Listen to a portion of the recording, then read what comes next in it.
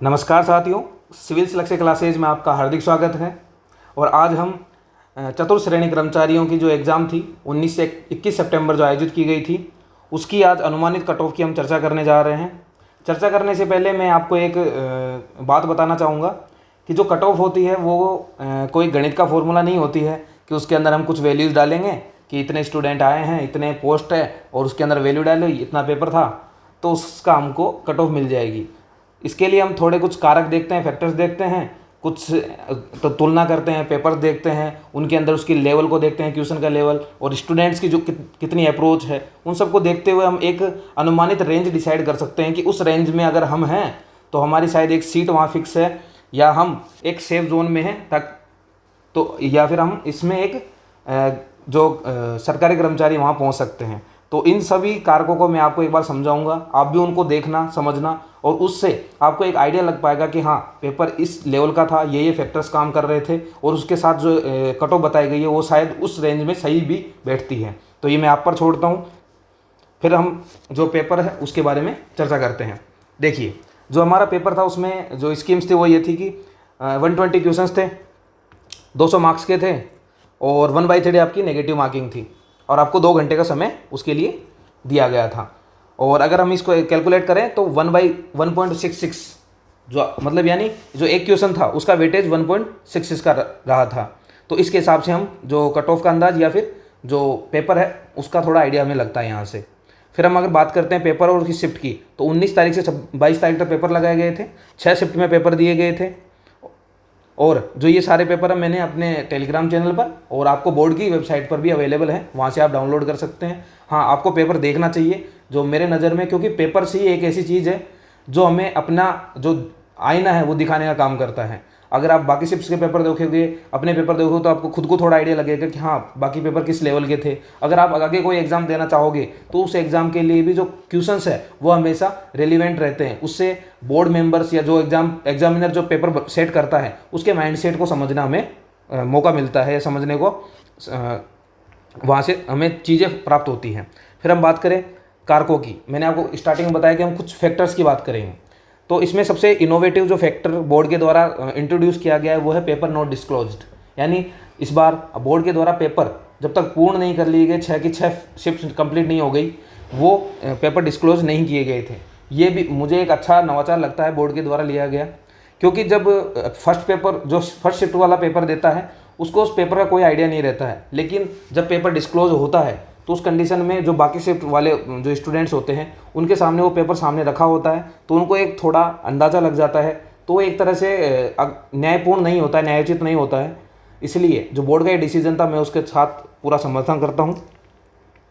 तो इस पेपर का डिस्क्लोज ना करने की वजह से जो बाकी शिफ्ट्स और जो उसमें जो अंतर होता था, एक बड़ा अंतर देखने को मिलता था, वो अंतर शायद इस बार हमें देखने को नहीं मिलेगा। तो सबसे बड़ा फैक्टर हमें एक ये देखने को मिलता है। इसके साथ ही एक फैक्टर मैं ये भी मानता हूँ कि हमारे इस एग्ज़ाम के साथ बहुत सारी और एग्ज़ाम्स भी कंडक्ट हुई है, जैसे कि जस्ट अभी 2nd ग्रेड का पेपर है, 1st ग्रेड पेपर है, इसके अलावा हमारा पटवार एग्ज़ाम हुआ है और आगे भी कुछ एग्ज़ाम्स होने वाले हैं, जैसे कि वीडियो है, रीट है, PSI का एग्ज़ाम है, टेलीकम्युनिकेशन है, पुलिस कांस्टेबल एग्ज़ाम्स है। तो इन सभी एग्ज़ाम्स की वजह से क्या होगा, जो स्टूडेंट्स है कुछ वहाँ डाइवर्ट है, कुछ यहाँ डाइवर्ट है, तो इससे भी एक फैक्टर ये पड़ता है कि जो कट ऑफ है वो थोड़ा कम रह सकती है। हर फैक्टर की हम बात करते चलेंगे तो इस फैक्टर से भी हमारे को कट ऑफ कम का ही अंदाज़ा लगता है, इसकी वजह से भी कट ऑफ या रेंज है वो कम रहेगी। ठीक है, इसके बाद अब पेपर लेवल की बात करें हम, मैंने सारे के सारे 6 के 6 पेपर देखे हैं, 6 शिफ्टों के, उन पेपर्स को एनालिसिस किया है और उन से मेरा को जो लगता है जो इस बार पेपर था ना तो बहुत ज़्यादा ईजी था, लेकिन टफनेस उसमें अच्छी खासी लेवल की थी। ऐसा नहीं कि बहुत ज़्यादा टफ था, लेकिन एक मॉडरेट रेंज हमें जो मिलती है यहाँ पर वो हमें यहाँ पर देखने को मिलती है। इसके अलावा एक अच्छा जो मैंने मैथ्स में जो गौर किया वो ये था कि इस बार पेपर थोड़ा हार्ड भी था और लेंदी बहुत ज़्यादा था। मतलब जो क्वेश्चंस थे वो इस तरह से उन्हें पढ़ो, फिर उनको एनालिसिस करो और उसको जो सोल्व करने का जो टाइम था वो काफ़ी लेंदी हो रहा था। इसका मतलब ये है कि अगर आप मैथ्स स्टूडेंट है या मैथ्स में कर रहे हैं तो आपको प्रॉब्लम नहीं आएगी, लेकिन आप अगर आर्ट्स वगैरह से हैं और आप मैथ्स में उतने अच्छे नहीं हैं तो यहाँ आपके साथ एक प्रॉब्लम क्रिएट हुई होगी। तो मैं मानूंगा कि ये जो पेपर है वो मॉडरेट लेवल का था, काफ़ी अच्छे क्वेश्चंस पूछे गए थे। ऐसा नहीं था कि 4th ग्रेड का एग्जाम है तो 4th ग्रेड लेवल वाले क्वेश्चन थे, काफ़ी अच्छे बहुत बेहतरीन क्वेश्चंस भी हमें देखने को मिले इस एग्ज़ाम में। तो इस बार ये फैक्टर भी हमें कट ऑफ को नीचे रखने का ही दिखाता है। ठीक है, फिर अगला फैक्टर की बात करते हैं, नो CET। ज़्यादातर एग्जाम्स है वो सीटी बेस पे लिया गया है। तो इससे क्या होता है कि जो कुछ स्टूडेंट्स हैं वो इस रेंज में से बाहर हो जाते हैं, इससे बाहर हो जाते हैं।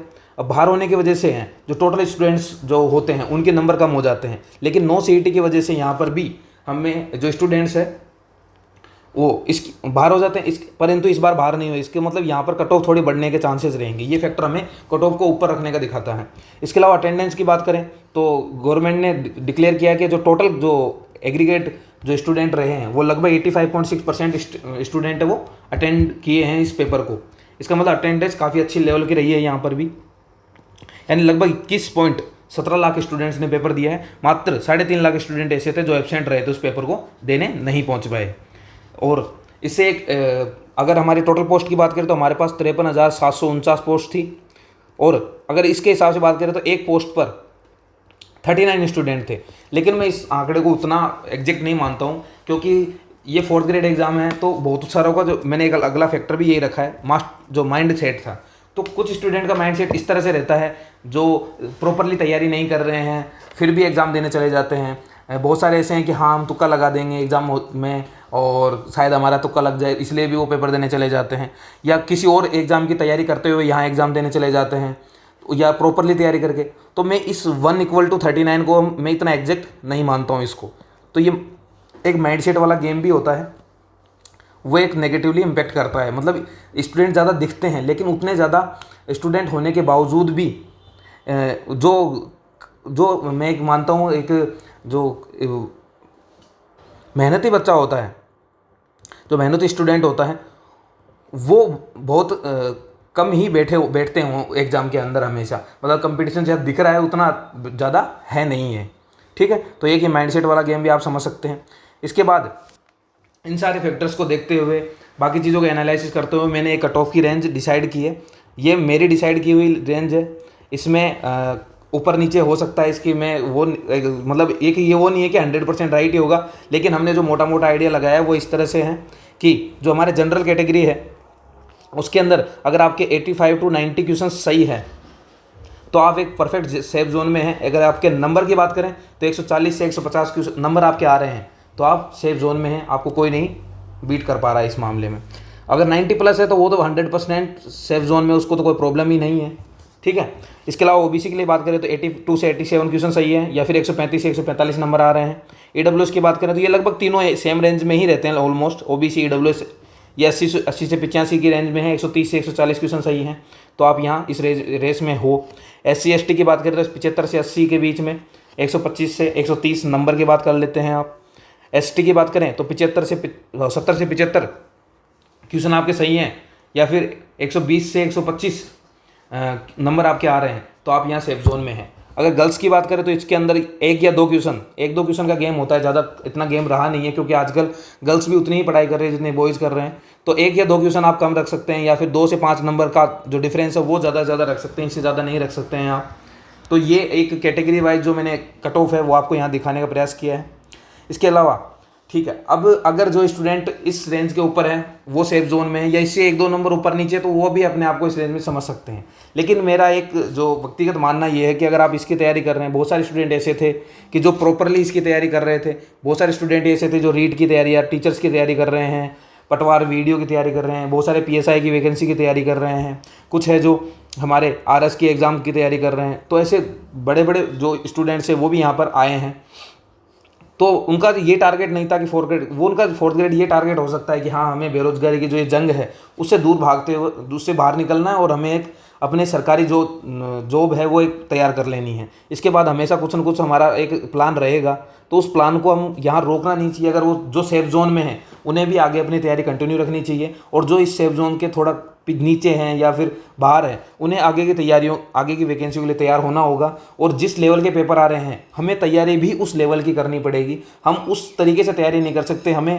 मुझे जो पढ़ाई में 2 चीज़ें समझता हूँ मैं, एक होता है कि हमें गधा रेस होती है और एक होती है घोड़े वाली रेस, यानी एक होती है स्मार्ट स्टडी और एक होती है जो पुराने ढर्रे से हम पढ़ते आ रहे हैं।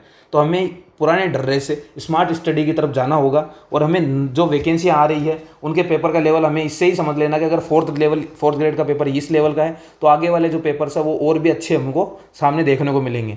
इसलिए जो आगे वीडियो की जो वैकेंसी आ रही है, रीट की आ रही है, सेकंड ग्रेड आ रही है, हाईकोर्ट LDC की वैकेंसी हमारे सामने है, परिचारक की वैकेंसी है, लेबर असिस्टेंट है, PSI कम्युनिकेशन वाली वैकेंसी हमारे सामने पड़ी हुई है, PSI की वैकेंसी है जो आगे आने वाली है, RS की वैकेंसी आने वाली है। ऐसी बहुत सारी एग्जाम्स है जो हमारे सामने रखी हुई है जिनकी तैयारी हम बहुत अच्छे से कर सकते हैं और आराम से उनको क्रैक भी कर सकते हैं। वैकेंसीज़ की कमी नहीं है इस बार, तो तैयारी करने की कमी रह सकती है, इसलिए अपनी मेहनत को धार दो और अच्छे से तैयारी करो और आगे के लिए तैयार रहते रहो। डिस्क्लेमर मैं दे देता हूँ आपको, जो मेरे द्वारा एक कट ऑफ बताई गई है वो एग्जैक्ट नहीं हो सकती है, 100% सही नहीं हो सकती है इसकी, लेकिन जो हम मेरे अनुभव है उनके साथ मैंने आपको ये डिलीवर किया है। और अगर आपको इसमें कुछ लगता है तो आप कमेंट सेक्शन में अब अपने जो विचार है वो व्यक्तिगत रूप से व्यक्त कर सकते हैं और उन सबको पढ़ा जाएगा और आपको उसको जवाब भी दिया जाएगा। इसके अलावा आप हमारे यूट्यूब चैनल को सब्सक्राइब कर सकते हैं। अभी हम EORO के लिए फुल्ली तैयारी करवा रहे हैं। इसके अलावा हमने PSI के लिए जो हिंदी है और अदर जो एग्ज़ाम्स है सभी के लिए हिंदी है, उसकी तैयारी हम यहाँ पर करवा रहे हैं। हमारे यूट्यूब चैनल पर बिल्कुल फ्री है, आपको बिल्कुल सबकी जो भी क्लासेज है उसकी PDF फॉर्म में A4 साइज़ में आपको अवेलेबल करवाई जाएगी। इसके अलावा हमारे द्वारा टेलीग्राम चैनल है, वहाँ पर आपको क्यूज़ भी वहाँ पर आपको देखने को मिलेंगे, तो आप वहाँ से क्यूज़ सॉल्व कर सकते हैं। और हमारे द्वारा जो एक तैयारी करवाई जा रही है वो इस नज़रिए से नहीं कराई जा रही है कि हम टीचर है आप स्टूडेंट हैं। हमारी जो तैयारी वो स्टूडेंट टू स्टूडेंट है, क्योंकि हम भी अभी खुद स्टूडेंट हैं, इसलिए इस अप्रोच के साथ हम तैयारी करा रहे हैं। क्योंकि हमें स्टूडेंट्स की जो माइंड सेट है, उनकी प्रॉब्लम्स है, वो थोड़ी समझ में आती है और उसके साथ हम आपको तैयारी कराने की कोशिश करते हैं। तो इन सभी के साथ बाकी जो भी इम्पोर्टेंट लिंक्स है वो आपको हम डिस्क्लेमर में हमारे जो यूट्यूब के डिस्क्रिप्शन है वहाँ पर मिल जाएंगे, आप वहाँ पर हमें सपोर्ट कर सकते हैं। और इस महंगाई की दौड़ में आप जो फ्री कंटेंट्स है वो आप मेरा देख सकते हैं। और फ्री का मतलब ये नहीं है कि हमारा जो कंटेंट है वो कमज़ोर रहेगा, आप बाकी कंटेंट से तुलना करके हमारे कंटेंट्स की जांच कर सकते हैं और उस पर रिव्यू दे सकते हैं। तो आज की क्लास यहीं पर समाप्त करता हूँ मैं, धन्यवाद।